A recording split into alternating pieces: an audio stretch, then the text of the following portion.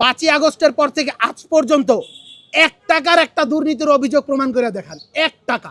এই কথাটা আমি সেদিনও বলেছি, আবারও বলতেছি, বাংলাদেশের জুলাইপন্থীদের, জুলাই যোদ্ধাদের সর্বশেষ গন্তব্য হয়ে গেছে এনসিপি। বাংলাদেশের প্রশাসন তো খুব কাছ থেকে দেখছি, একটা ওসি পাল্টাইলে ওসির যদি তদবির করে দেয় এর থেকে বেশি টাকা দেয়। এই তদবির বাণিজ্য কে করছে আপনারা দেখছেন, ওই ভিডিওগুলো এখন পর্যন্ত আছে। ওই তদবির বাণিজ্য করার জন্য ওই মহিলাকে হলো গিয়ে তার ভিডিও করা হয়েছিল। রেল অফিসের ভিতরে কে গিয়েছে, পার্সোনাল নোংরামিগুলো আসলে করা উচিত না, করতে চাই না, বাট কে এই ধরনের তদবির বাণিজ্য করছে এগুলো আমরা জানি। আমি ওপেনলি চ্যালেঞ্জ দিচ্ছি, আমি রিফাত রশিদ, জুলাইয়ের 5ই আগস্টের পর থেকে আজ পর্যন্ত 1 টাকার একটা দুর্নীতির অভিযোগ প্রমাণ করে দেখান। 1 টাকা, যে কোনো ধরনের দুর্নীতি, যে কোনো ধরনের দুর্নীতি, 1 টাকার একটা অভিযোগ করে দিন, জীবনে রাজনীতি করবো না রে ভাই। এগুলা ফাজলামি। আমি ওপেনলি চ্যালেঞ্জ দিচ্ছি, যাদের যাদের বিরুদ্ধে ইন্টারিমের আমলের ভিতরে করা হয়েছিল, আসিফ মাহমুদের, এপিএস মোয়াজ্জেম হোসেন বা গাজী সালাউদ্দিন তানভীর সহ আরও যাদের যাদের করছিল, প্রত্যেককে কোন আমলের ভিতরে দুদক ছাড়পত্র দিয়েছে এই বিএনপির আমলে। কারণ কিছু পায় নাই রে ভাই, কিছু নাই। স্যাট ফাউন্ডেশনের হিস্ট্রিটা একটু বলা উচিত। স্যাট ফাউন্ডেশন যখন আমরা বলছিলাম যে একটা রেজিস্টার্ড ফাউন্ডেশন করা দরকার, আমরা সিনথিয়াকে অ্যাপ্রোচ করি এবং বাকি সবাইকে অ্যাপ্রোচ করি। সিনথিয়া শুরুতে আমাদেরকে কাগজপত্র দেয়, সিগনেচার করে দিয়ে যায় এবং পরবর্তীতে সে হুট করে কল দিয়ে বলে আমি এটার আগেও নাই পিছেও নাই।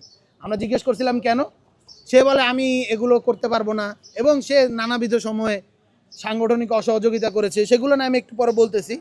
তো তারপরে এই কোশ্চেনগুলো যখন তাকে করেছিল কেন থাকবে না, সে বলছে আমি কোনো দায়িত্ব নিতে পারবো না অর্গানাইজেশনের। তো তখন আমাদের বাধ্য হয়ে তাকে ছাড়াই একটা ফাউন্ডেশন করতে হয়েছে। এখন আপনি বলেন যে যেই ফাউন্ডেশনে আপনি নাই, আপনি বলবেন যে যেইটার আগেও নাই পিছেও নাই, পরবর্তীতে আইসা বলেন যে তার থেকে কেন কনসেন্ট নেওয়া হয় নাই।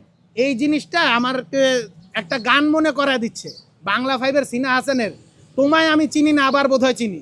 তো আমার এই ফাউন্ডেশনের ভিতরে আইসা মনে হচ্ছে যে কখনো সে বলতেছে তোমায় আমি চিনি না, তোমার সাথে আমার কোনো সম্পর্ক নেই, আমি কোনো লাইবিলিটিস নেব না, আবার সে আইসা বলতেছে আবার বোধহয় চিনি, আমাকে কেন জিজ্ঞেস করা হয় নাই। এই ধরনের কনফিউজিং আচরণ আমার মনে হয় পরিহার করা উচিত। পলিটিশিয়ানদের একটা কাজ করা হচ্ছে, সেটা হলো তার স্ট্যান্ড ক্লিয়ার রাখা, সবসময় একটা সিঙ্গেল কথা বলা। সে একদিকে আইসে এইখানের ভিতরে বলতেছিল যে যে এত বড় একটা বৃহৎ কর্মযজ্ঞ হয়েছে, সেটার খরচ তারা কোত্থেকে পাইলো।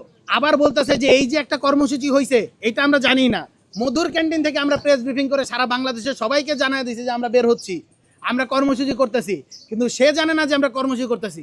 এই ব্যাপারটা হাস্যকর। মানে এগুলো এই দেশের জনগণের জন্য এবং পাবলিকলি যে ন্যারেটিভ দিচ্ছে, এগুলো আসলে হাস্যকর জিনিসপত্র।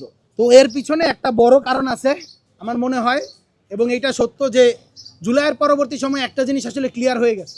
এই কথাটা আমি সেদিনও বলেছি, আবারও বলতেছি, বাংলাদেশের জুলাইপন্থীদের, জুলাই যোদ্ধাদের সর্বশেষ গন্তব্য হয়ে গেছে এনসিপি। তো এনসিপিতে জয়েন করা, আপনারা দেখতে পাচ্ছেন এনসিপির আসলে একটা জোয়ারও চলছে। ক্ষমতাসীন দলের পদবি ছেড়ে তাদের নেতা কর্মীরা এসে এখানের ভিতরে যুক্ত হচ্ছে।